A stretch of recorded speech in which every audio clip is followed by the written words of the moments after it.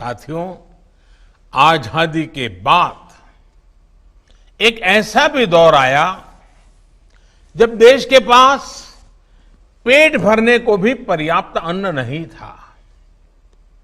उस परिस्थिति में सरकार की प्राथमिकता थी कि कैसे फसल की प्रोडक्टिविटी बढ़े। इसलिए सारा ध्यान बस उसी पर था कि किसान क्या फसल पैदा करे, अधिक फसल कैसे पैदा करें, कितना पैदा करें। हमारे किसानों ने भी अपना पसीना बहाया, जी तोड़ मेहनत की और देश की जरूरत को उससे भी अधिक फसल पैदा करके पूरा किया।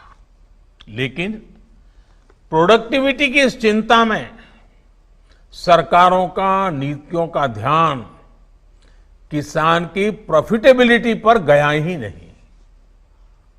किसान की आमदनी लोग भूल ही गए। लेकिन पहली बार अभी सोच को बदला गया है। देश ने पहली बार किसान की आय की चिंता की है, उसकी आय बढ़ाने के लिए निरंतर प्रयास किया है।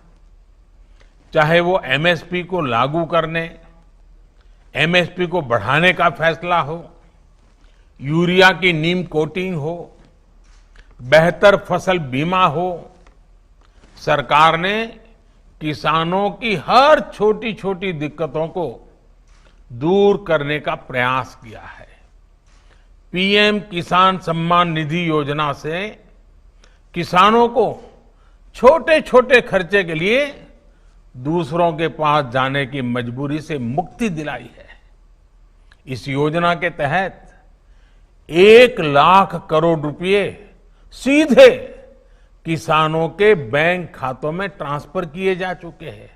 कोई बिचौलिया नहीं। इतना ही नहीं, cold chains, mega food parks और एग्रो प्रोसेसिंग इंफ्रास्ट्रक्चर पर भी अभूतपूर्व काम हुआ है। गांव के हाटों से लेकर के बड़ी मंडियों के आधुनिकीकरण से भी किसानों को लाभ होने वाला है।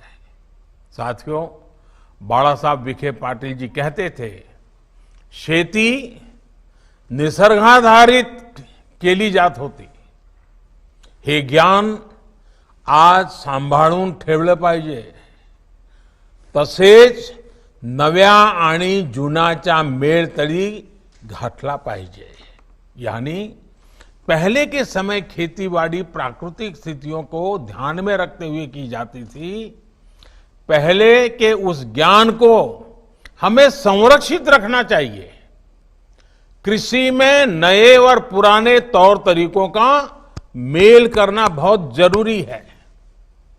नए और पुराने तौर तरीकों के मेल का बहुत सटीक उदाहरण है गन्ने की फसल, शुगर केन। अहमदनगर, पुणे और आसपास के क्षेत्र में तो ये और महत्वपूर्ण है।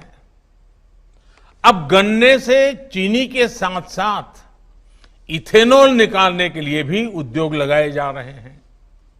महाराष्ट्र में भी 100 के करीब ऐसे उद्योग चल रहे हैं और दर्जनों नए उद्योगों को जरूरी मदद की स्वीकृति भी मिल चुकी है।